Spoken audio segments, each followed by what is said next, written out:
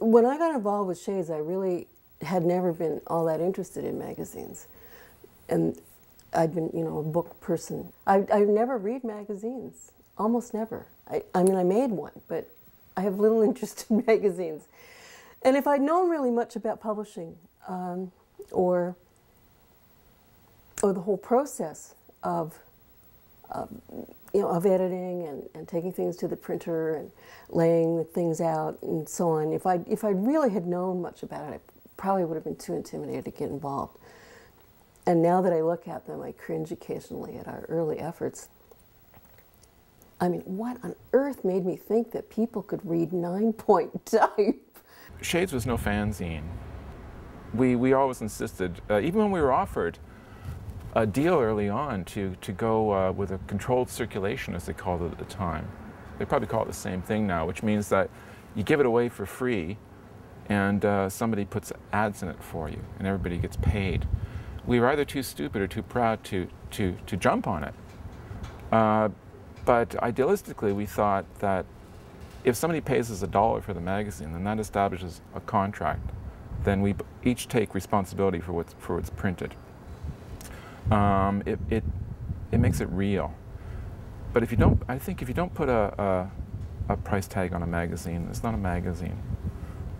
To be blunt about it, it's litter. You know, it's a flyer. The material itself would often be contradictory. I loved that. You know, let 1,000 blossoms contend, and let readers find their own feet. Let them figure out the relative significance and the real meaning of any given phenomenon, and how they should feel about it and what they should do about it. But it wasn't influenced by sensationalism. It wasn't just pandering violence because that will sell papers, or it was a seminal moment, a seminal document that reported on everything from the perspective of the scene. It seems to me what Shades was trying to do was find a community of like minds, and they were everywhere. But it was a kind of a niche idea.